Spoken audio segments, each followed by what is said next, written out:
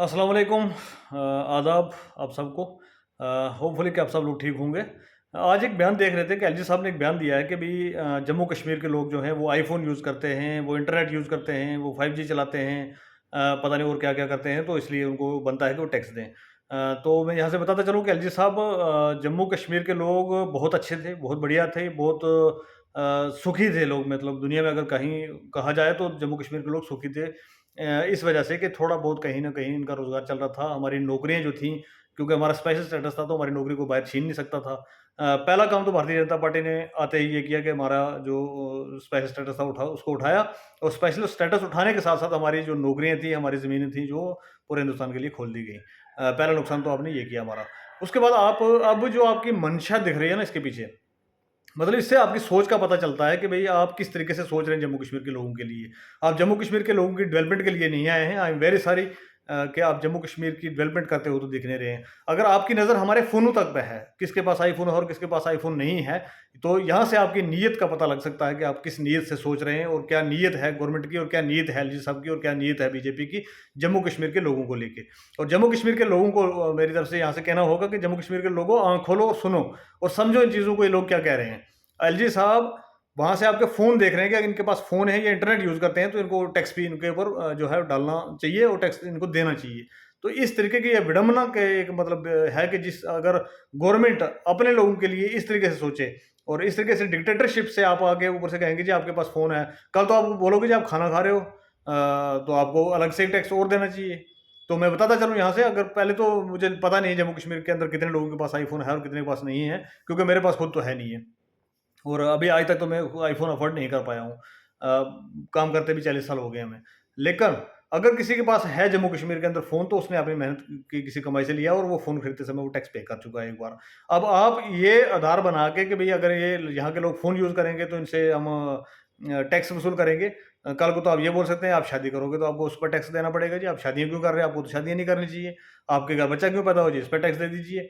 तो ये कोई लॉजिक नहीं बनता है। आप एक संवैधानिक पद पे बैठे हुए हैं एलजी साहब, तो ये आपके मुँह से शोभा नहीं देता था। किस तरीके से कहा, क्यों कहा, लेकिन जो भी कहा आपने, इससे आपकी जो बेसिक मंशा है ना बीजेपी की, खासकर भारतीय जनता पार्टी की, आपकी पार्टी जो है भारतीय जनता पार्टी, उसकी जो बेसिकली मंशा है लोगों को हिंदुस्तान के अंदर गरीब करना, 5% लोग ताकि अमीर रहें और 95% लोग जो है हिंदुस्तान के अंदर गरीब रहें, वो दिखता हुआ बिल्कुल हमें यहाँ से बन रहा है।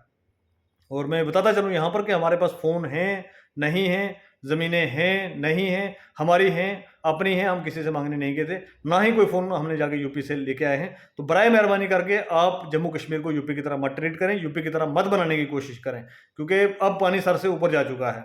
बहुत सारे ऑर्डर आपको रात सो सुबह एक नया ऑर्डर आया होता है, रात को सो सुबह एक नया ऑर्डर आया होता है, और इस तरीके की अगर डेवलपमेंट कर रही है तो प्लीज़ आपसे भी और भारतीय जनता पार्टी जिसकी सरकार है सेंटर में, उनसे भी हमारी अपील है कि जम्मू कश्मीर के अंदर जल्दी से जल्दी इलेक्शन करवाए जाएँ।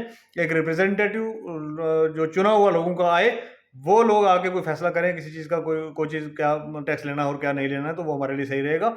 अदरवाइज़ जिस तरीके की ये डिक्टेटरशिप बना के आपने एक प्रॉक्सी रूल जो है दिल्ली से बैठ के चला के हमारे लोगों को बर्बाद करने की कोशिश कर ली, ये हम नहीं बर्दाश्त करेंगे। अगर इसको रोल बैक नहीं किया आपने, ये जो टैक्स का फार्मूला आप नया लेके आप जम्मू कश्मीर के अंदर आए, इसको अगर रोल बैक नहीं किया जल्दी से जल्दी, तो सारे जम्मू कश्मीर की पब्लिक जो है रोडों पे निकलेगी और निकलना पड़ेगा। और बहुत अफ़सोस से कहना पड़ता है उन आईएएस ऑफिसर्स के लिए कि जो डिप्टी कमिश्नर लेवल के ऑफिसर हैं, आईएएस करके आए। यार कहाँ आईएएस करके आए आप? गवर्नमेंट को ये ऊपर से ऑर्डर निकालते हैं, आप उसको सजेस्ट नहीं कर सकते, उनको बता नहीं सकते कि भई ये क्या लोगों के लिए खराब होगा और क्या सही होगा। आप आगे लोगों को सँभालना शुरू कर देते हैं।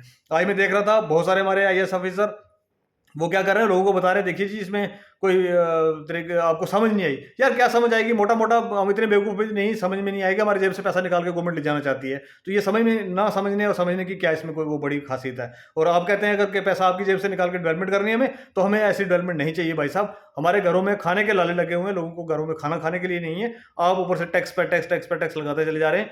जो आपका जीएसटी 30% पड़ता है जम्मू कश्मीर के लोगों को, वो भी 60-70 पे जाके पहुँच रहा है। आपने कोई गाड़ी खरीदा था बेचारा, कोई ऑटो 800 लोगों ने खरीदनी होती थी, उसके ऊपर आपने 10% का टैक्स लगा रखा है और रोड टैक्स पहले ले रहे हो। उसके बाद टोल प्लाज़ों की आपने भरमार कर रखी है पूरे जम्मू कश्मीर के अंदर। और ये अगर आपकी प्रोग्रेस है और ये आप चाहते हो कि इस तरीके का मॉडल हम बना के देना चाहते हैं, 5% लोगों को हिंदुस्तान के अंदर अमीर करना है और बाकी लोगों को गरीब करना है, तो ये प्लीज़ आपसे हाथ जोड़ के रिक्वेस्ट है हमारी कि आप इसको बर्दाश्त नहीं कर पाएँगे। इसको इमीडिएट रोल बैक किया जाए, और अगर ये रोल बैक नहीं किया गया तो मैं यहाँ से बता देना चाहता हूँ कि हमें रोडों पे निकलना पड़ेगा सारी पब्लिक को लेके, और हम रोडों पे ही फिर हमारी ज़िंदगी गुजरेगी, क्योंकि अब इससे ज़्यादा अगर बर्दाश्त हम करेंगे तो हमारी आने वाली नस्लें हमें माफ़ नहीं करेंगी कि आप ज़िंदा थे या मुर्दा थे।